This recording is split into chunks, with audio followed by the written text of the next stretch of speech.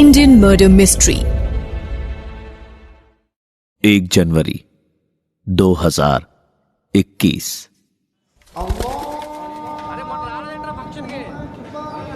एक आदमी हैदराबाद के जुबली हिल्स पुलिस स्टेशन पहुंचा। वो घबराया हुआ था। स्टेशन में घुसने के बाद वो हड़बड़ी में एक कांस्टेबल के पास गया और बोला, साहब, मेरी बीवी, कल से उसका कुछ पता ही नहीं चल रहा है। कहाँ गई मालूम नहीं। बहुत परेशानी में हूँ साहब, समझ नहीं आ रहा क्या करूँ। क्या नाम है तुम्हारा? कावला अंतैया। कावला अनंतैया। बीवी का नाम बोलो। कावला वेंकटम्मा। अच्छा, कब मिसिंग हुई वो? 2 दिन पहले, 30 दिसंबर को। हम लोग लेबर है साहब, यही जुबली हिल्स के पास में एक बस्ती है, वहाँ रहते। मेरी बीवी काम के लिए गई थी, अभी कहाँ गई मालूम नहीं साहब।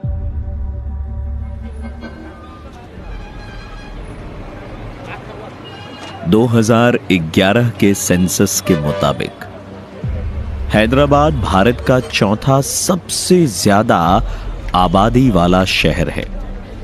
इसे भारत के सबसे सुरक्षित शहरों में से एक माना जाता है।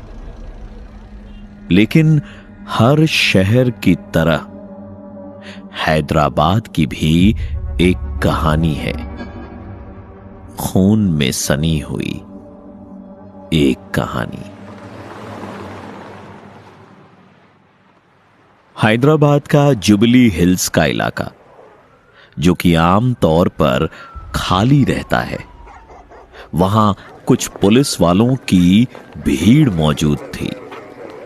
खबर मिली थी कि वहां एक औरत की लाश मिली है। पुलिस की टीम बॉडी के इंस्पेक्शन कर रही थी। मरने वाली औरत का चेहरा जला हुआ था। पोस्टमार्टम में मालूम हुआ कि उस औरत की उम्र लगभग 30 साल के आसपास थी। अनुमान लगाए जा रहे थे।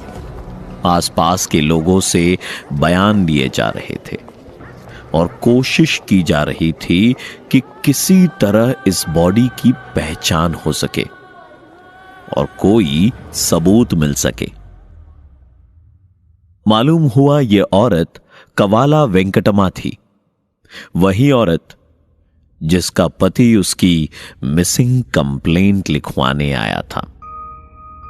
यह इन्वेस्टिगेशन अभी इनिशियल स्टेज में ही थी कि उसी वक्त एक और खबर आई। पहली औरत की लाश जहां मिली थी, वहां से कुछ ही दूरी पर एक और औरत की लाश मिली। खूनी कौन था और उसने उन औरतों को क्यों मारा, इस बात की जानकारी किसी को नहीं थी। यह केस हैदराबाद पुलिस का जॉइंट ऑपरेशन था। पुलिस की उस टीम का सामना एक डरावनी सच्चाई से होने वाला था।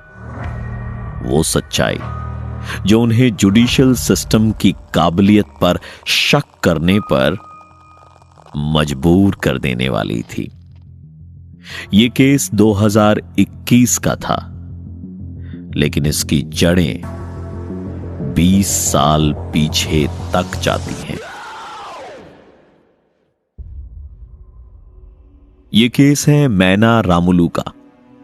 रामुलू की शादी 2001 में हुई थी। अपनी बीवी से प्यार करने में उसने कोई कसर नहीं छोड़ी थी।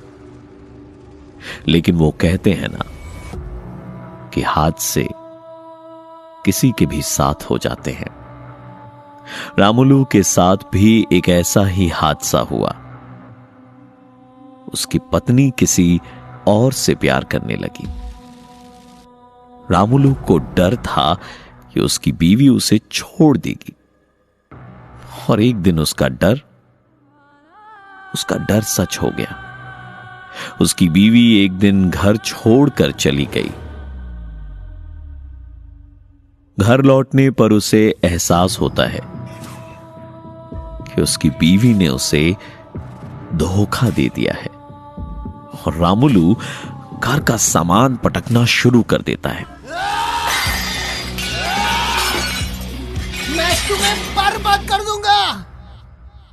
रामुलू की चीख उसके घर की 4 दीवारों में गूंज उठी।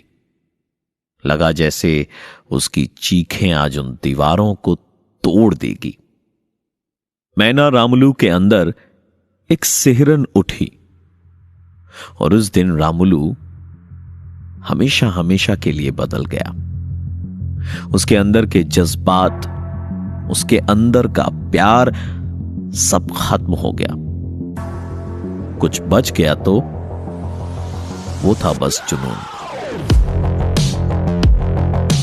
जुनून बदला लेने का। जो गलत उसके साथ हुआ वो गलत सूद समेत वापस लौटाने का जुनून। कुछ महीने लगे, लेकिन रामुलू ने किसी तरह पता लगा लिया कि उसकी बीवी कहां पर है। एक दिन उसे मौका मिला और रामुलू ने अपनी बीवी को अकेला पाकर उसका गला दबाया और उसे मार डाला। फिर शराब उसके चेहरे पर उड़ेली और आग लगा दिया। अपनी बीवी का चेहरा जलता हुआ देखकर उसके अंदर का जुनून कुछ शांत होता है। घर लौटते हुए उसका जुनून सुकून में बदल चुका था। अपने घर में वो बिस्तर पर लेटा हुआ पंखे को घूरे जा रहा था। एक पल को उसे डर लगता, फिर दूसरे ही पल उसे खुशी होती और फिर उसके ठीक अगले सेकंड में उसे फिर वो जुनून पुकारने लगता। साइकोलॉजिस्ट बताते हैं कि मर्डरर्स को खून करके एक तरह का एड्रेनलिन रश मिलता है। एक तरह से कहा जाए तो खून करना भी एक किस्म का नशा बन जाता है। वो नशा जो रामुलू चख चुका था। रामुलू उस वक्त चाय की दुकान पर था। हाथ में गर्म चाय का ग्लास लिए वो अपने ख्यालों में डूबा हुआ था। वहां चाय वाले की दुकान पर कुछ लोग खड़े थे जो आपस में बातचीत कर रहे थे। अरे ये सुकुमारी का क्या है रे? आज रमेश के साथ, कल मेरे साथ भी आती। अरे उसका पति भी चूजा है ना रे, खुशी नहीं रख पाताऊंगा वो, वरना बीवी बाहर क्यों मुंह मारती रे? अरे नहीं रे भाई, कुछ औरतें ऐसे ही होते, एक आदमी के साथ कुछ नहीं होता उनका। अरे क्या फालतू बातें कर रहे तुम लोग? ये कोई तरीका है बात करने का? अबे ओ तमीशन, खामोश रहे ठीक है? तेरे को मालूम नहीं है ये सुकुमारी है ना, बहुत टेढ़ी चीज है मामा। अपने पति के नाक के नीचे से 2 अफेरा चला रही, मालूम? सच्ची बोल रहा तू? अरे हाँ रे भाई, इधर मैं बता दूं, चाय उबल रही थी और रामुलू का गुस्सा भी। उसके मन में आया कि वो अभी उस औरत का सर चाय के गर्म बर्तन में डाल दे। रामुलू गुस्से से पागल हो रहा था। वो लोग तो बात करते करते वहां से चले गए, लेकिन एक अनजान औरत के लिए इतना गुस्सा आ जाना, ये एक बड़ी अजीब बात थी। रामुलू को एहसास हुआ कि वो उन सभी औरतों से सख्त नफरत करता है जो अपने पति को धोखा देकर दूसरे आदमियों से संबंध रखती है। और उसे ऐसा लगा जैसे उन औरतों को सजा देनी होगी। रामुलू के मन में एक इरादे ने जन्म लिया।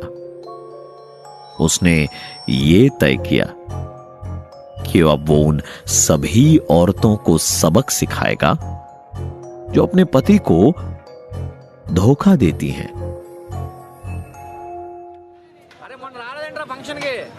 रामुलू ने शुरुआत की अपनी बस्ती के आसपास की औरतों से। हैदराबाद के उस इलाके में लोकल पाम वाइन मिलती है। पाम वाइन में 8.1% अल्कोहल कंटेंट होता है। इसे दुनिया भर में कई नामों से जाना जाता है। इंडिया के ज्यादातर हिस्सों में इसे टॉडी कहा जाता है। हैदराबाद के कुछ इलाकों में लोकल टॉडी शॉप्स काफी पॉपुलर है। कई जगह इसे ताड़ी भी कहा जाता है। रामुलू ज्यादातर उन औरतों पर नजर रखता था जो टॉडी शॉप्स पर अकेले आती थी। धीरे धीरे उसने अपने शिकार चुने। वो उन औरतों से बात करता और उन्हें अपने साथ किसी एकांत जगह पर ले जाता। कभी बहला फुसलाकर तो कभी पैसे देकर वो उनके साथ संबंध बनाता। कभी पैसे का लालच देकर और कभी जबरदस्ती भी करता। अपनी हवस शांत करने के बाद वो उन औरतों को मार देता। कुछ औरतों को उसने गला दबाकर मारा और कई बार उसने पत्थर से कुचलकर उनकी जान ले ली। उन्हें मारने के बाद वो उनके गहने उतारकर और उनका चेहरा जलाकर वहां से भाग जाता। 2001 से यह सिलसिला शुरू हुआ और 2009 तक रामुलू 11 औरतों की जान ले चुका था। 8 साल तक वो पुलिस से बचकर मर्डर्स करता रहा। पुलिस को पैटर्न क्रैक करने में वक्त लगा, लेकिन उन एक जैसे केसेस को देखकर और लाशों की जली हुई हालत देखकर यह कंक्लूजन निकाला गया कि ये एक ही आदमी का काम है। लोगों से पूछताछ की गई और स्केचेस के बिना पर रामुलू की गिरफ्तारी हुई। 2009 नरसिंघी इलाके के पास से रामुलू को अरेस्ट किया गया और उस पर मुकदमा चलाया गया। लेकिन उसकी कहानी यहां खत्म नहीं हुई। 11 खून करने के बाद वो गिरफ्तार हो गया था, लेकिन इसके बाद भी उसने 7 और औरतों का खून किया।